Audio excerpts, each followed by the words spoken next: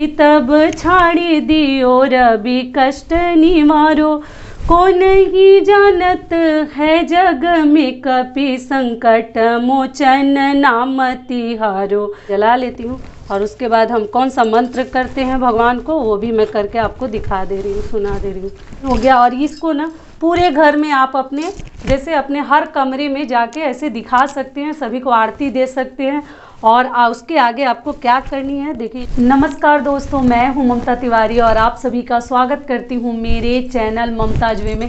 कैसे हैं आप सब, तो ये बताने के लिए कमेंट बॉक्स में जय माता दी हमेशा की तरह जरूर लिखिए। तो चलिए आज हम इस वीडियो में जानेंगे कि प्रतिदिन हमें मतलब साधारण तरीके से और सिंपल पूजा अपने घर में कैसे करनी चाहिए। आप लोगों ने, मेरी बहनों ने मतलब कहा भी था कि दीदी आप प्रतिदिन पूजा कैसे करती हैं, थोड़ा सा करके विधि विधान से हमें दिखाइएगा, क्योंकि हम लोग आप देखना चाहते हैं वीडियो। तो इसीलिए आप लोग आज मैं जो मांग है, डिमांड है, उसको मैं पूरा करते हुए आज मैं दिखाऊंगी कि प्रतिदिन हमें पूजा कैसे करनी चाहिए। और कई ऐसी चीज़ें हैं जो देखिए मुझे भी प्रतिदिन नहीं मिलता है, लेकिन अगर मिल जाता है तो ज़रूर पूजा में इस्तेमाल कीजिए, यूज कीजिए।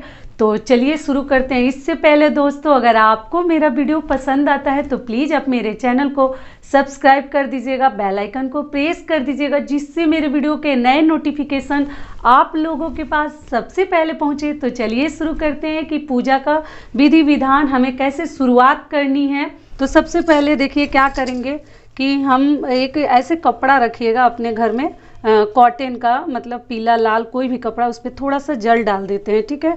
और इसी से ना भगवान लोग को अच्छे से मतलब गीला कर लीजिएगा। मैं थोड़ा सा आपको ऐसे समझाने के लिए हल्का फुल्का और निचोड़ के, और जितने भी भगवान लोग हैं ना थोड़ा सा उनको पोंछ दीजिए। हाँ, इस प्रकार से आप उनको थोड़ा सा स्नान जैसा करवा सकते हैं। तो इस प्रकार से आपको जितने भगवान जी आपके मंदिर में हैं उनको आप पोंछ सकते हैं। पहला विधि हो गया। मान लीजिए अगर नहीं उस प्रकार से आप स्नान कराना चाहते हैं तो आप इस प्रकार का ना एक मतलब चम्मच, इसको बोल सकते हैं, ये तांबे के भी आते हैं और ये पीतल का भी होता है। तो इससे भी ना आप अपने मंदिर में थोड़ा सा भगवान लोगों को ना ओम गंग गणपतये नमः बोल सकते हैं, ओम गंग गणपतये नमः करके आप इस प्रकार से कर सकते हैं। ये भी नहीं है आपके पास तो आप एक फ्लावर ले लीजिए और उससे भी फूल से थोड़ा सा भगवान लोग के ऊपर ना हमें उनको स्नान जैसा करवा देनी है। तो इस प्रकार से आप भगवान को स्नान करवा सकते हैं, ठीक है।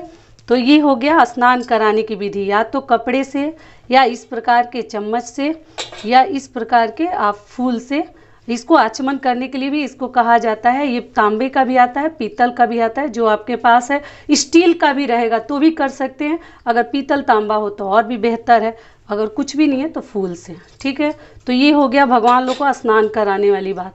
अगर जल है तो जल से ही कीजिए, और किसी भी बड़े पूजा पाठ में थोड़ा सा इसमें गंगा जल डाल देते हैं, मिला देते हैं, फिर भगवान लोग को हमें स्नान करानी चाहिए। या पूरे अपने घर में, मंदिर में हमें इस प्रकार से छिड़काव, मैं बोलती हूँ ना कि छिड़काव कर दीजिएगा, तो आप ऐसे छिड़काव अपने घर में कर सकती हैं, ठीक है। और दूसरी बात क्या है, जब पूजा कीजिए दुपट्टा हो, कपड़ा हो, जो कि मैं बता चुकी हूँ, सर के ऊपर हमेशा आपको पल्लू लेके रखना है पूजा के दौरान।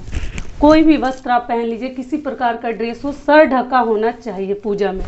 तो ये हो गया स्नान की विधि। उसके बाद हम क्या करेंगे, भगवान लोगों को ना देखिए, मैं सच बता रही हूँ, मेरे पास भी हमेशा फूल नहीं रहता है, लेकिन अभी है आपको दिखाने के लिए। अगर आपको फूल मिल जाता है तो आप ज़रूर भगवान लोग को पुष्प अर्पित कीजिए, लेकिन मुझे भी हमेशा नहीं मिलता है। नहीं मिलता है तो मैं बिना फ्लावर का भी पूजा कर लेती हूँ। अभी देखिए आप लोग को दिखाने के लिए कि नियम जो है वो बता दे रही हूँ। जितने भगवान हैं उनको आप अगर तोड़ के भी चढ़ा सकते हैं बीच से, अगर नहीं ज़्यादा फ्लावर है आपके पास तो आप जितने आपके मंदिर में भगवान देवतागण हैं सभी को आपको एक एक फूल चढ़ा देनी चाहिए, ठीक है। तो इस प्रकार से सभी के सामने एक एक पुष्प आप अर्पित कर दीजिए, ठीक है। लक्ष्मी माता के हाथ में भी दे देती हूँ, अभी मेरे पास है तब मैं देखिए मैं चढ़ा रही हूँ। और जो हमारे शिव जी हैं इधर है कोने में, देखिए इनको मैं सफ़ेद फूल, शिव जी को बहुत अधिक प्रिय है, तो इनको मैं सफ़ेद फूल अर्पित कर रही हूँ, ठीक है।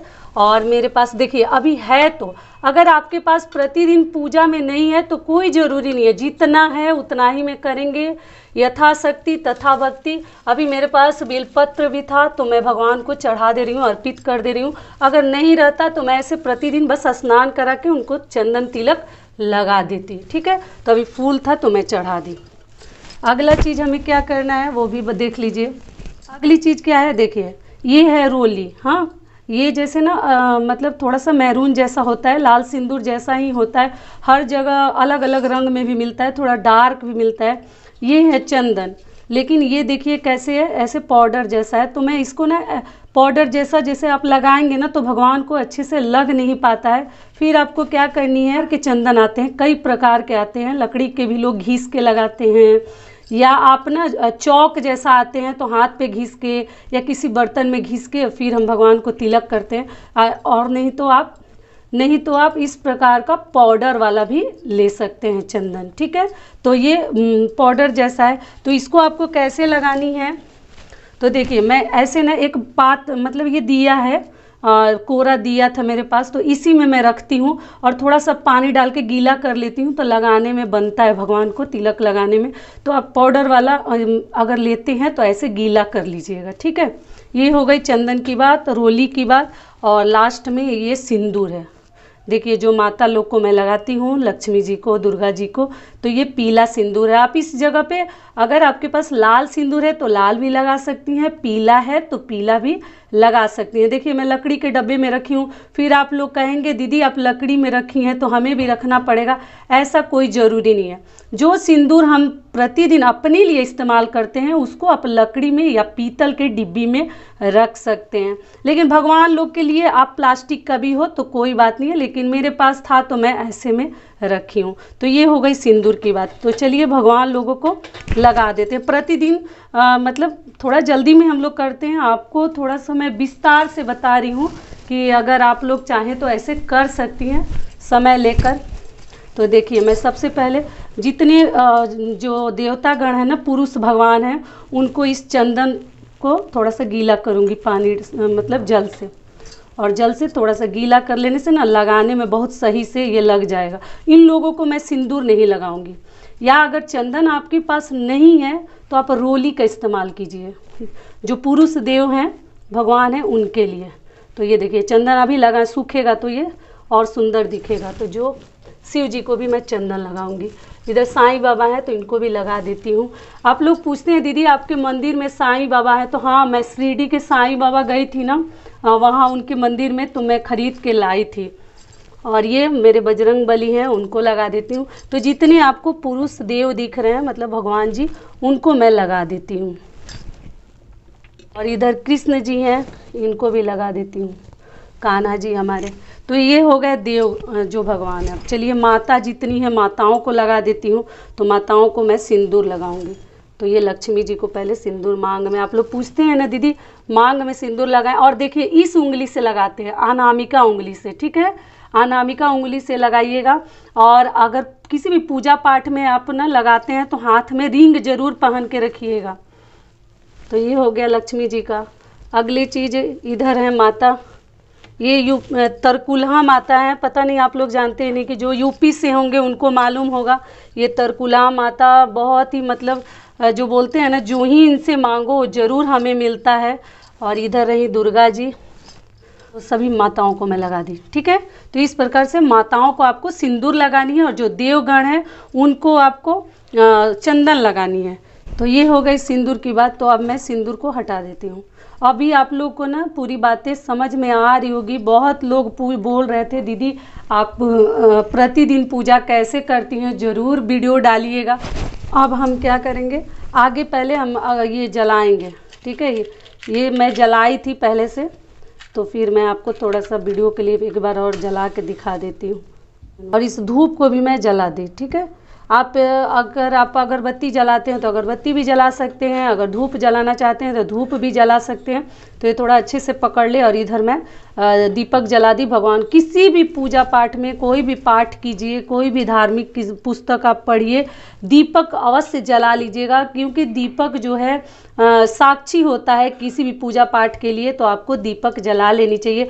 और देखिए घंटी सबसे पहले बजानी है। जब मैं देखिए मैं ध्यान से निकल गया था मेरे, जब स्नान करवा रहे हैं भगवान लोगों को ना, घंटी ज़रूर बजाकर इनको जैसे ना बता दीजिए कि भगवान जी हम आ गए, आपके शरण में हम आ गए आपकी पूजा के लिए। तो घंटी बजाकर भगवान लोगों को जगा देनी है।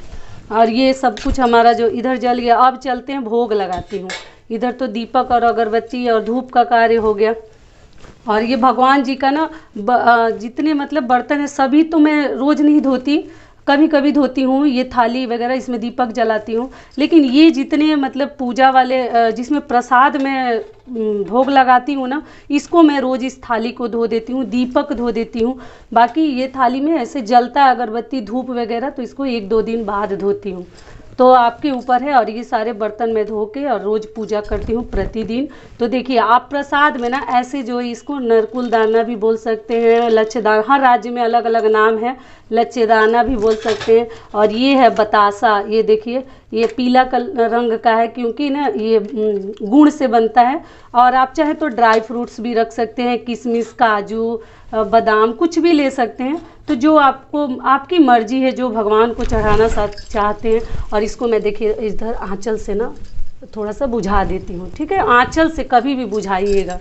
तो ये देखिए मैं भगवान जी को ना प्रसाद जो है अर्पित कर दी। और कई लोगों को मैं देखती हूँ ना कि जैसे जितने आपके मंदिर में भगवान जी हैं उतने लोग ना प्लेट जैसे इस प्रकार से प्रसाद हर भगवान मतलब जितनी भगवान है उनके सामने रख देते हैं। मैं वैसा नहीं करती। देखिए मैं एक कटोरी में भी कभी कभी प्लेट में लगा देती हूँ, कटोरी में, और कभी कभी 2 पात्र में भी लगाती हूँ। तो आपके ऊपर है आप कैसे। मैं एक ही जगह रख के लगाती हूँ, मतलब जितनी भगवान जी हैं सभी को नहीं लगाती हूँ, आप अपना देख लीजिएगा।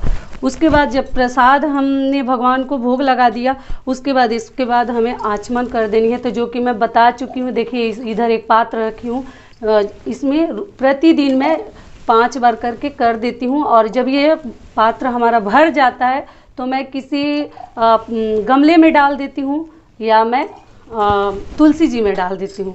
ये जब आधा का हो जाता है तो मैं इसको रखी हूँ, इसीलिए मैं इसमें हमेशा इकट्ठा करती हूँ जल को। तो ये हो गया। इसके बाद मैं ना जहाँ तक पढ़ी हूँ 4 पेज 6 पेज 2 पेज या समय रहता है तो कभी कभी पूरा भी पढ़ लेते हैं मंगलवार और शनिवार को। तो इस प्रकार से मैं सुंदरकांड का पाठ करती हूँ, जो कि मैं बता चुकी हूँ आप लोगों को। ये सुंदरकांड का पुस्तक है, थोड़ा सा ओल्ड हो गया है, बहुत दिनों से मैं भगवान जी का नाम लेती हूँ, इसी के मतलब पढ़ती हूँ इसी पुस्तक को।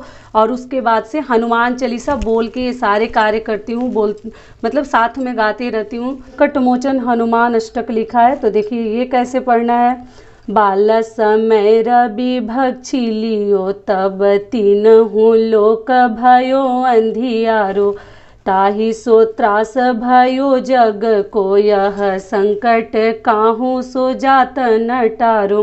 देवने आनी करी बिनती, तब छाड़ी दियो रवि कष्ट निवारो। को नहीं जानत है जग में, कपि संकट मोचन नाम तिहारो। बाली की त्रास कपि सब से, गिरी जात महाप्रभु पंथ निहारो। चौकी महामुनि श्राप दियो, तब चाहिए ये कौन विचार विचारो। के दीज रूप लिवाए महाप्रभु, सो तुम दास के शोक निवारो। को नहीं जानत है जग में, कपि संकट मोचन नाम तिहारो। जीवित ना बची हो हम से, जो बिना सुधि लाए यहाँ पग उधारो। हे रीथ के तट सिंधु समेत, तब लाए सिया सुधि प्राण उबारो। को नहीं जानत है जग में, कपि संकट मोचन नाम तिहारो। तो इसी प्रकार से आपको ये संकट मोचन हनुमान अष्टक भी पढ़ सकते हैं, या आप इस छोटी सी पुस्तक जैसे हनुमान चालीसा के है, ये हनुमान चालीसा भी आप पढ़ सकते हैं। जय हनुमान ज्ञान गुण सागर, जय कपीस तिहु लोक उजागर। रामदूत अतुलित बल धामा, अंजनी पुत्र पवन सुत नामा। महावीर विक्रम बजरंगी, कुमति निवार सुमति के संगी। कंचन बरन विराज सुबेसा। इस प्रकार से ये भी आप पढ़ सकते हैं। यहाँ दोहा दिया है। श्री गुरु चरण सरोज रज, निज मनु मुकुर सुधारे। बरनहु रघुबर बिमल जसु, जो दायक फल चारि। बुद्धिहीन तनु जानिके, सुमिरो पवन कुमार, बल बुद्धि विद्या देहु मोहि, हरहु कलेस विकार, सियावर रामचंद्र की जय। और वहाँ से आपको जय हनुमान ज्ञान गुण सागर इस प्रकार से पढ़नी है। अगर आपको समय है तो आप सुंदर कांड अगर 2 पेज पढ़ना चाहते हैं तो उसके बाद आपको ये दोनों पढ़ लेनी चाहिए। घर में सुख समृद्धि और संपन्नता के लिए आपको जरूर अपने घर में सुंदर कांड का पाठ करनी चाहिए। तो इस प्रकार से जब ये हमारा पूरा समापन हो जाता है, देखिए मैं यहाँ पर ना ये चिन्ह लगा के रखती हूँ यहाँ पे कि यहाँ से हमें कल पढ़नी है, तो इसको मैं बंद कर देती हूँ, ठीक है। और उसके बाद हमें आरती करनी है। तो देखिए अगर आप चाहें तो इस प्रकार का कपूर मिलता है, तो सभी को मालूम ही होगा ये कपूर। इसको आप ना जैसे ये कपूर को ना ऐसे जलाकर या तो आरती कर सकते हैं। अगर प्रतिदिन आपसे नहीं हो रहा है, नहीं मन हो रहा है, तो देखिए ऐसे नियम है कपूर से ही हमें आरती करनी चाहिए। तो मान लीजिए अगर नहीं कर पा रहे तो आप अपने दीपक से भी आरती कर सकते हैं, ठीक है। तो मैं कपूर से करके आपको दिखा देती हूँ कि आरती अगर आप चाहें तो पूरे घर में घूम के आरती कर सकते हैं। तो देखिए इसको मैं पहले जला लेती हूँ और उसके बाद हम कौन सा मंत्र करते हैं भगवान को वो भी मैं करके आपको दिखा दे रही हूँ, सुना दे रही हूँ। क्या नाम है? तो देखिए कर्पूर गौरम करुणावतारम संसार सारम भुजगेन्द्रहारं सदा वसन्तं हृदयारविन्दे भवं भवानी सहितं नमामि। त्वमेव माता च पिता त्वमेव बन्धो च सखा त्वमेव विद्या द्रविडं त्वमेव सर्वं मम देवा। तो इस प्रकार से हम समापन करते हैं अपने प्रतिदिन की पूजा के लिए।